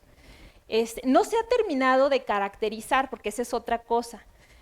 Hay algunos trabajos en donde ya comienzan a hacer, o sea, una caracterización integral para poder hablar bueno, no solo del panel de metales pesados, sino de las características de otros componentes biológicos, etcétera, ¿no? Ver inclusive, yo de hecho hace poco me estaban platicando de un proyecto, estábamos en un seminario y estaban presentando justamente el tema de sargazo, y yo les decía, bueno, pero a ver, ya hicieron también, por ejemplo, especiación, porque les comentaba, no es lo mismo tener el metal elemental, ¿no? con estado de oxidación cero, a tenerlo en estado ionizado. Entonces, me parece que se están tomando muchas alternativas de solución y de aprovechamiento del sargazo, cuando ni siquiera estamos teniendo claridad acerca de qué es exactamente lo que tiene. Entonces, antes de poder llevar a cabo un proyecto para aprovechamiento se tendría que hacer una evaluación muy cuidadosa acerca de cuál es el panel de componentes que tiene, y no solamente de metales pesados.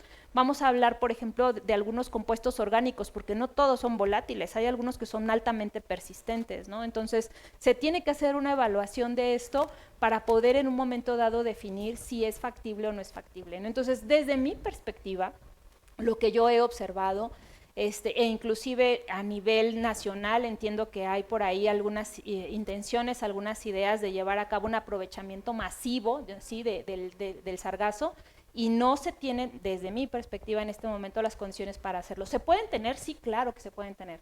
Hay que hacer una evaluación, teniendo los equipos y teniendo las personas, rápidamente podemos sacar en un momento dado pues el panel de elementos que hay, se pueden hacer especiaciones, ver en qué estados de oxidación está y hacer una estimación de riesgo, porque se pueden hacer estimaciones de riesgo. Entonces, me parece que antes de pasar a proyectos de aprovechamiento hay que hacer una valoración de evaluación. Ahora, ¿por qué es tan importante? Pues porque estamos hablando de algas, que son la parte basal de la cadena trófica.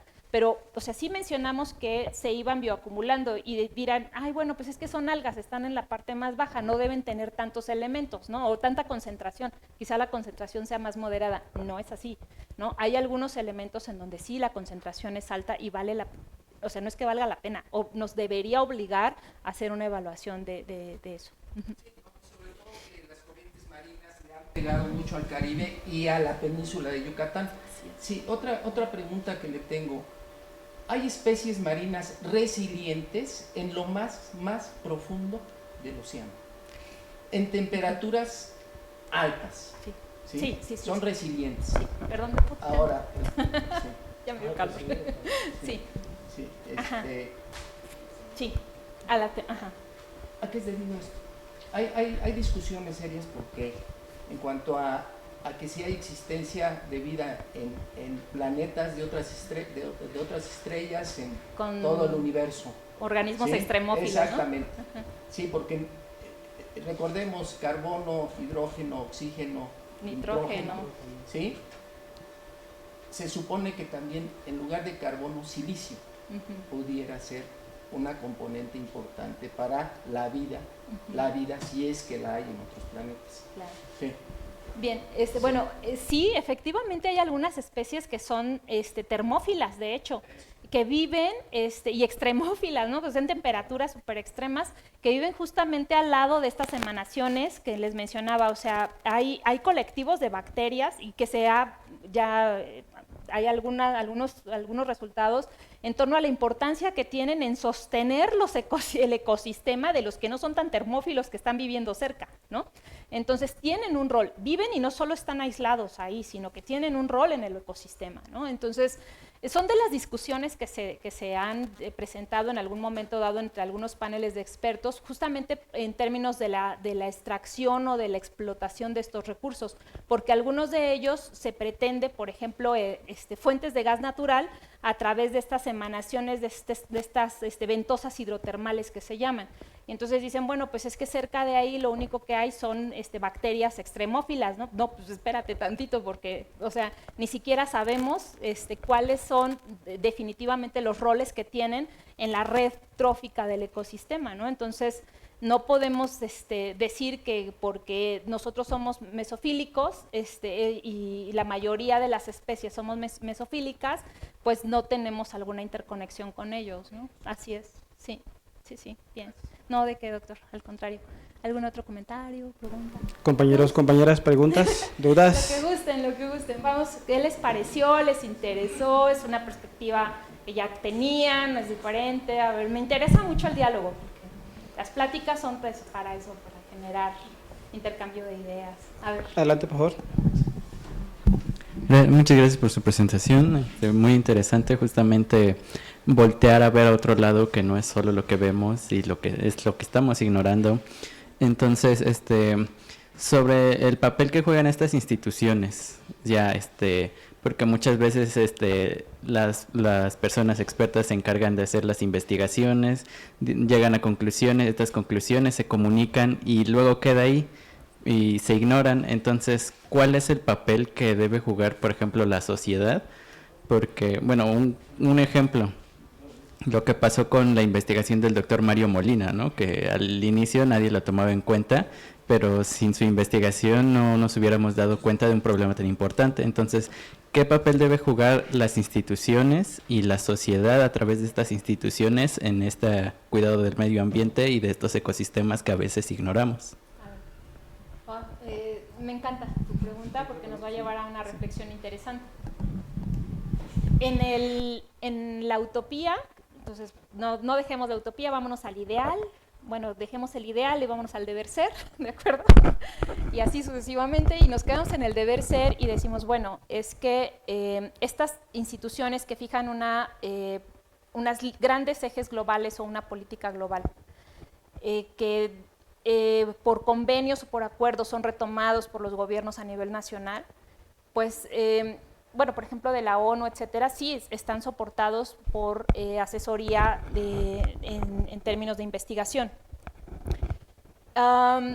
Creo que falta todavía una visión más global, ¿no? porque yo les mencionaba, pues esto está en la página de la Organización Mundial de la Salud, en términos del impacto a la salud humana y cuáles son los ODS que lo están cruzando. Y yo les decía, el gran ausente, salud del ecosistema marino, ¿no? Vida submarina. Entonces, ¿dónde está?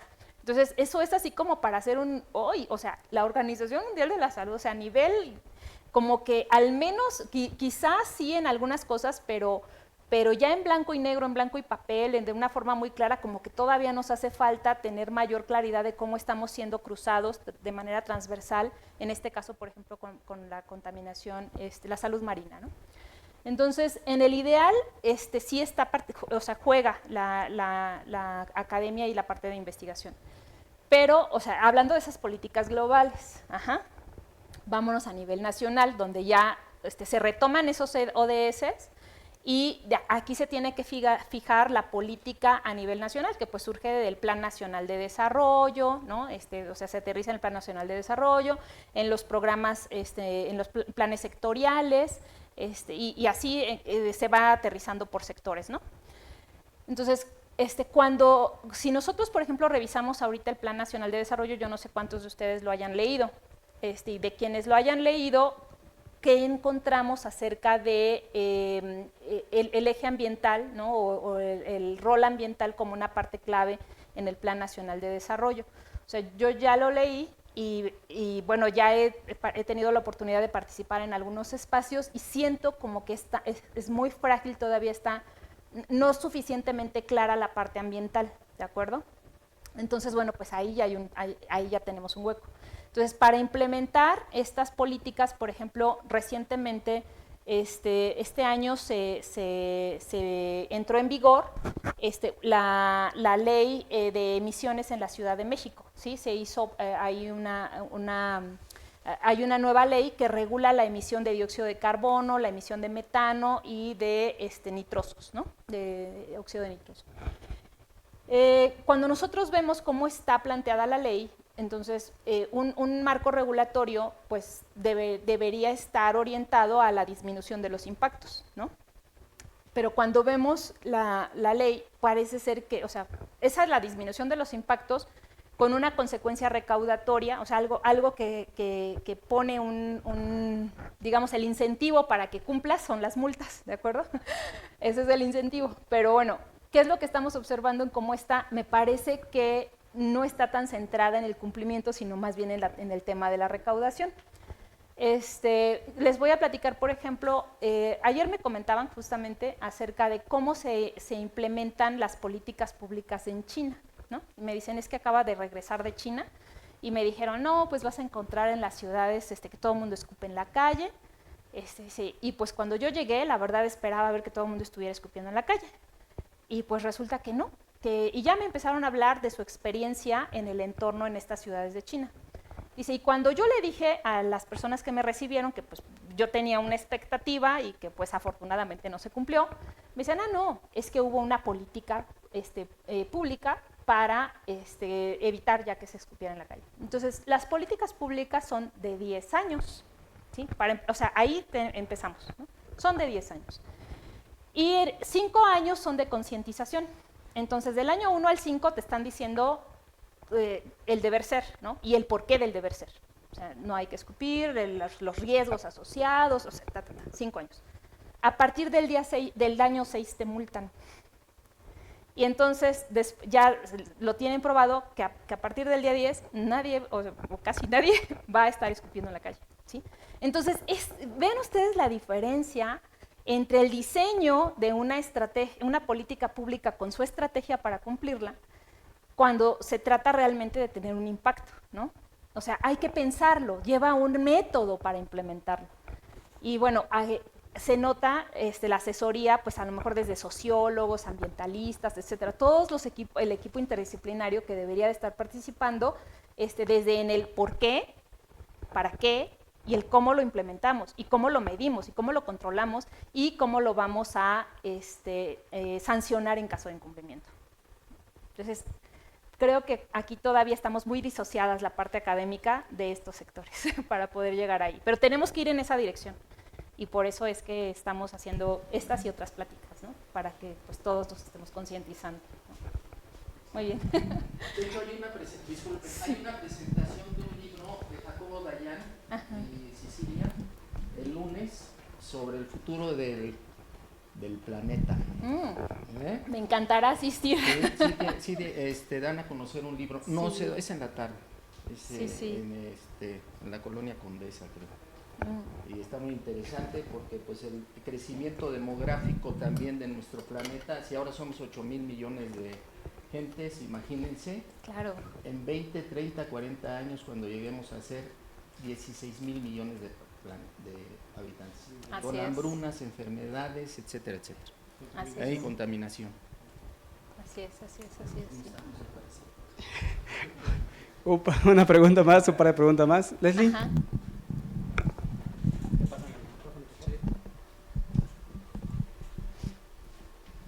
Hola doctora, buenas tardes, muchas gracias por su presentación. Yo tengo una pregunta. En este término que menciona de una salud, de recientemente incluida el estudio entre la interfaz de los humanos, los animales y sobre todo la vida marina. Pues bueno, ¿usted por qué cree que en lo que llevamos de la historia de la humanidad nos hemos como dedicado más a mejor explorar lo que hay fuera del planeta, ¿no? O a hacer investigaciones hacia otros, bueno, fuera, sí, en general en el universo, ¿no?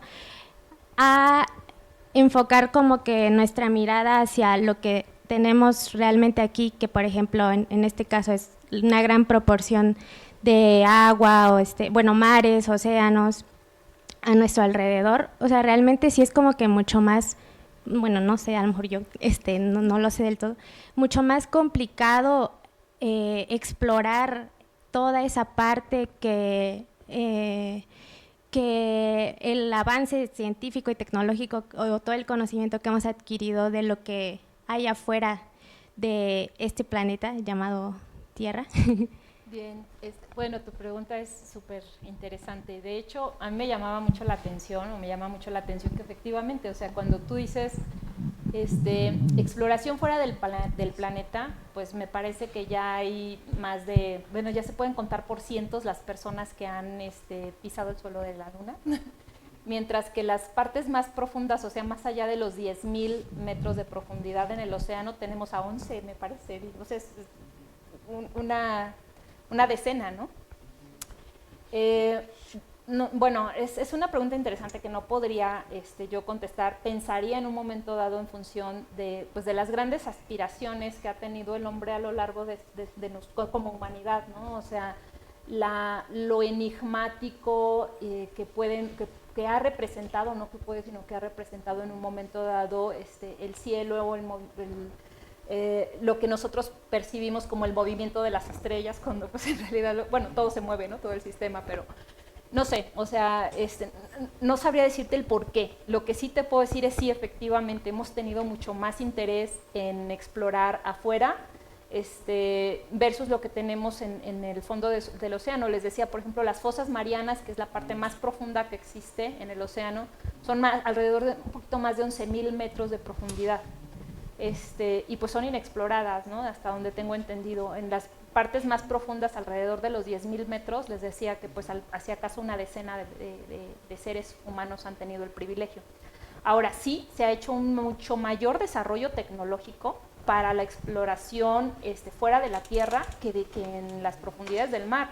De hecho, en este momento, por ejemplo, con fines de la explotación de los recursos marinos, pues se deben hacer un montón de estudios y se tiene que tener un montón, o sea, mucho mayor conocimiento de qué cosa es qué sistema se pretende perturbar, ¿no?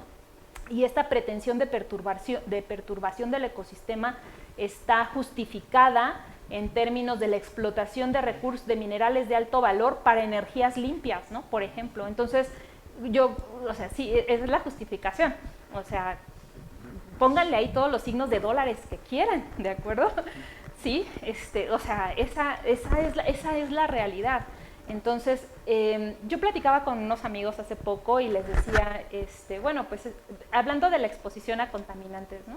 Metales pesados, microplásticos, Porque sí, además aquí podemos meter, perdón, ya estoy yéndome a otras cosas, pero hablando, por ejemplo, de vulnerabilidad social, ¿no?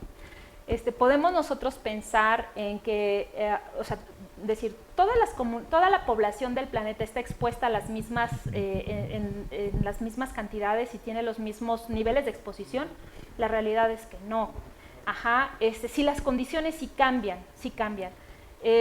No es lo mismo, por ejemplo, una comunidad que pues, toma el agua, ¿no?, de los mantos freáticos que pues, están siendo contaminados por los desechos que ellos mismos u otras comunidades o industrias están arrojando, a alguien que tiene la posibilidad de comprar un agua que finalmente ya pasó por ciertos procesos, etcétera, ¿no? Pero ahora sí que todo depende, ¿no? Depende del enfoque.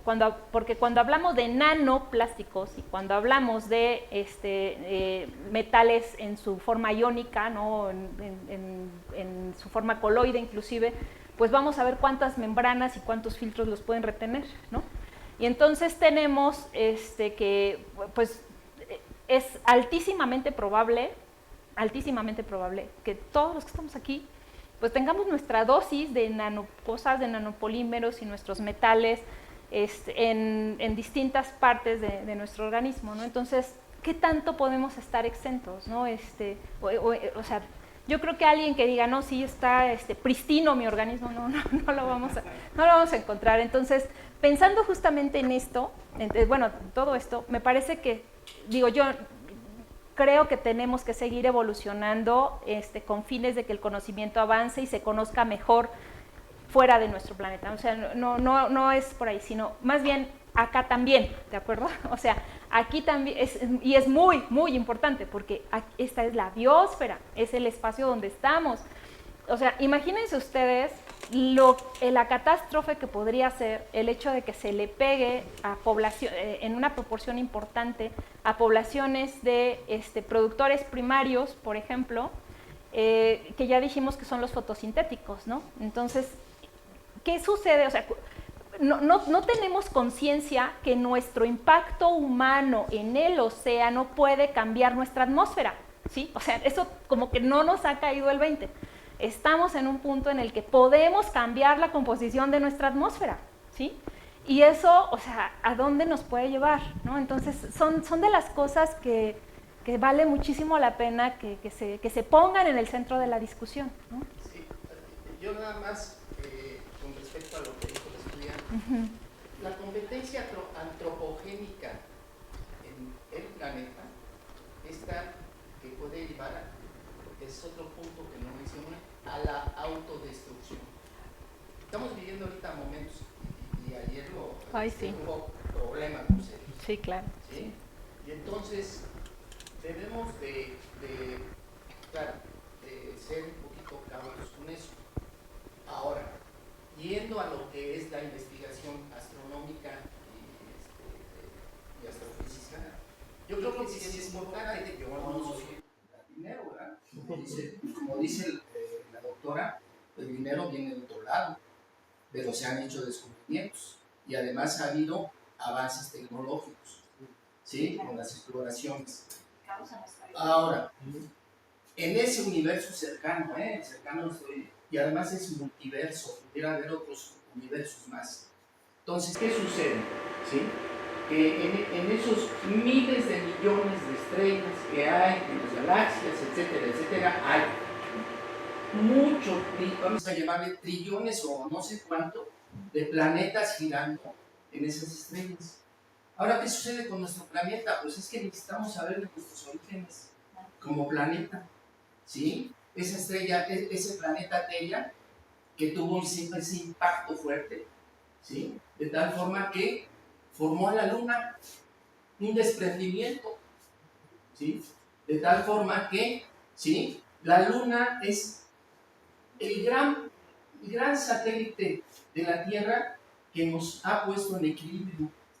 Sin la Luna no tendríamos esa declinación de nuestro eje, ¿sí? Sin la Luna no estaríamos girando, ¿sí? Y tendríamos las estaciones de cambio. Entonces yo creo que esos estudios son muy importantes, Lo que pasa es que si se gastan miles de millones de dólares, y claro, se deja lo que es el mar para otras cosas, así como los colonizadores españoles, ¿sí? Vamos a llamarle colonizadores por darle una, ¿sí? Llegaron al continente americano, ¿sí? Y causaron muchas muertes, ¿verdad? ¿Sí? Así como ya, otro tipo de cosas han sucedido. Esa es la competencia agroquímica, en donde no vivimos en paz. Ese es el problema. Y yo creo que ese libro va a estar, la presentación de ese libro va a estar muy interesante. Sí, me encantaría asistir. ¿Me pasan los datitos? Sí. Hola, muchas gracias por su presentación. Bueno, yo tengo una duda respecto, por ejemplo, a la imagen de Bangladesh. ¿Qué tanto se distribuye por corrientes esa contaminación, no? Claro, no, pues es que absolutamente, es un sistema continuo. Ahora es un sistema continuo. Para que tengamos nosotros una idea, acaba de citar el ejemplo del sargazo el doctor, ¿no? Entonces, toda la cantidad, toda la distancia que se desplazan estas algas a través de las corrientes, ¿no? Entonces, sí, es absolutamente probable, ¿no? Y posible que lo que está sucediendo en las costas de Bangladesh pues, se disperse a otros espacios. Recuerden que dijimos, es una masa de agua continua, ¿no? Ahora, ¿cómo se va a distribuir? No va a ser una distribución homogénea, obviamente, porque pues para empezar, ya mencionamos las características físico-químicas no son iguales, presión, las profundidades, hay sitios en donde hay la velocidad de o sea, hay corrientes con obviamente una velocidad de desplazamiento mayor. No mencioné, pero por ejemplo los tsunamis, ¿no? Cuando vienen, por ejemplo, los fenómenos de los tsunamis, pues provocan una resuspensión de sedimentos, etcétera, tremenda, y esta pues una llegada a las líneas de costa. Entonces, todos estos fenómenos pues hacen que sí exista, por supuesto, la posibilidad de una redistribución. Y entonces, quizá la pregunta natural sería, bueno, ¿y cómo mis derechos de ser humano son protegidos de la contaminación de los fierros que dejaron en la costa de Bangladesh, ¿no? Digo, puesto en una forma muy coloquial, ¿no?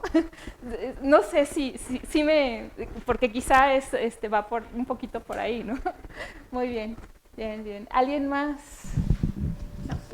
Sí, claro, por favor. Hola, ¿qué tal? Buenas tardes. Toda esta conferencia sobre los problemas ambientales, muy interesante, pero a mí me gustaría saber si usted conoce algún caso donde se haya aplicado esto de una salud en algún programa integral para, pues, reivindicarnos un poco como sociedad sobre la contaminación oceánica. No. Bueno, todo iba así, ya te iba a dar el ejemplo, hasta cuando me dices contaminación oceánica, no. Sí, bueno, en términos de conservación de biodiversidad, sí se están haciendo. De hecho, la Universidad Nacional Autónoma de México inauguró hace como unos 3 años, un poquito más, 3, 4 años, un centro orientado a investigaciones en una sola salud, ¿no? Hablando de México. Pero el abordaje que están haciendo es en términos de enfermedades transmisibles, como les mencionaba, conservación de biodiversidad, pero en ambientes terrestres, el tema, por ejemplo, de la resistencia a antimicrobianos asociada a los productos de origen animal que nosotros consumimos, ¿no? Por ejemplo, cómo los antibióticos que se le están dando a las gallinas, a las vacas, a los cerdos, están provocando también resistencia antimicrobiana en los humanos. Entonces, fíjense, yo entro en conflicto frecuentemente, porque cuando estoy en estos foros, por ejemplo, de una sola salud, que ya he estado en algunos espacios, terminamos siempre finalmente centrándonos y es en la resistencia a antimicrobianos que provoca mi resistencia, y entonces mis antibióticos cuando yo me enfermo no van a hacer efecto, ¿me explico? Y no estamos pensando realmente en el concepto de una sola salud desde la salud ambiental, desde la salud de las especies, etcétera. Entonces, regreso a lo que el doctor señaló hace un ratito, ¿no? Él mencionó competencia del hombre. Bueno, la visión del antropocentrismo, ¿no? Entonces, sí está ese concepto de una sola salud, pero incluso a nivel científico está costando trabajo cambiar el discurso. Bueno, a lo mejor se cambia el discurso, pero acá todavía no estamos logrando tener un cambio de pensamiento y de enfoque para poder tener un abordaje integral. Y en términos de los océanos, yo les voy a platicar algo que me dio terror, y de hecho le mandé unas caritas ahí a Juanita, que es una de mis alumnas de doctorado. Cuando estaba preparando la charla, yo dije, bueno, vamos a ver qué hay en la red, ¿no? Para darnos una idea. Yo creo que todos los que hacemos una conferencia de repente vemos ahí saber cómo se están manejando los temas. Y entonces pongo, contaminación marina, metales pesados, una sola salud. ¿Y qué creen que salió? Mi plática en otro espacio. O sea, fue lo primero que salió. Yo dije, Dios mío, o sea, no, hay muy poco. O sea, y de ahí, poquitas cosas adicionales, bien poquitititas. Es decir, no estamos teniendo el enfoque, nos estamos centrando nuevamente en lo que en la inmediatez nos está afectando y nos está faltando una visión de mayor alcance, creo, ¿no? Bien. Sí, muy bien. Sí, a mí me faltó, por ejemplo, en el mapa que usted nos presenta de colores, que el Golfo, el Océano Pacífico a la altura de México no está resplandeciente así en color blanco. Ahí hay un montón de basura, ¿no? Sí, pero sí. Está graduado. Claro, sí. Y bueno, recuerden que esto es relativo, ¿no? Tomando como lo más luminoso donde hay más contaminación. Pues en la parte norte de África, que lamentablemente es el basurero, yo les dije así de manera muy rápida. De Europa, exactamente. Y además ya algunos países en América Latina, o sea, si no mal recuerdo, Ecuador ya está recibiendo también residuos mediados por pago para contener los residuos de otros países, ¿no? Claro, igual un comentario aquí cuando usted habló de la interfase, ¿no? De todos estos biomas, igual aquí en Ciencia de Materiales, la interfase entre dos cosas, en el volumen de uno, pues podemos hablar muchas cosas, ¿no? Y tener la seguridad. En el volumen del otro, pero cuando nos metemos a la interfase, las cosas cambian drásticamente. Sí, entonces aquí me parece que está aplicándose algo similar. Sí, totalmente. Sí. Es que de hecho es eso, doctor. Mire, por ejemplo, les decía, acabo es que no lo alcancé, o sea, lo leí, pero ya no, cuando lo quise incorporar ya no lo encontré. Vayan ustedes a ver dónde rayos metí mi artículo. Pero acabo de bajar un artículo bien interesante. Bueno, pero ustedes, perdón, es que ya no les dije. Estos son los trabajos que hemos hecho en relación a metales pesados y cadenas tróficas, o sea, es lo que nosotros hemos trabajado, y microplásticos, ¿no? O sea, por eso estamos hablando de eso, son las líneas de investigación que trabajamos. Pero bueno, les decía, y el grupo de trabajo. Ahí está. Bueno, ya no encontré el artículo, pero está súper interesante acerca de, seguramente han oído hablar todos ustedes de Escherichia coli. ¿Les suena? ¿Okay? Es una enterobacteria que obviamente causa problemas gastrointestinales, ¿no? Bien. Entonces, se hicieron estudios acerca de la capacidad patogénica que tiene Escherichia coli cuando es cultivada normalmente, ¿no? En sus cajitas de Petri, etcétera, etcétera, y cuando ha sido crecida en microfilms, justamente en plastisferas. Ajá. Y entonces se ve la capacidad patogénica que tiene para invadir y para causar daño. ¿Y dónde creen que se hace más patógena? Cuando se crecen las plastisferas. Entonces, vean ustedes cómo están cambiando. O sea, Escherichia coli es una bacteria, pero es un ser vivo. Bacteria, pero es un ser vivo, ¿sí? Entonces, ¿cómo está cambiando su respuesta ante la interacción? Obviamente, en este sistema complejo, o sea, en este mega cosa que es el océano, definimos el ecosistema marino y después les dije, las plastiesferas son microecosistemas, ¿no? Artificiales que se han hecho en función de todo lo que hemos mandado nosotros al mar. Bueno, ¿cómo es que esas condiciones han modificado, pues obviamente, seguramente la genética de la bacteria? Porque para que exprese sus toxinas, pues tuvo que haber tenido modificaciones seguramente en su DNA, ¿no? Y cómo esto, ahí me falta analizar, meterme más a profundidad para ver. Pero de que se hace más patógena, se hace mucho más patógena. RNA, sí. Sí.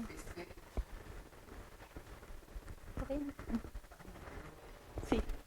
No, adelante. Cuando fue directora de investigación y posgrado, fue secretaria, nos apoyó mucho. De hecho, y además pues proyectos que están siendo usados. Por ejemplo, ahorita tenemos equipo en el Hospital Juárez de Nacional. Maravilloso. No, pues yo muchísimas gracias por acogerlo.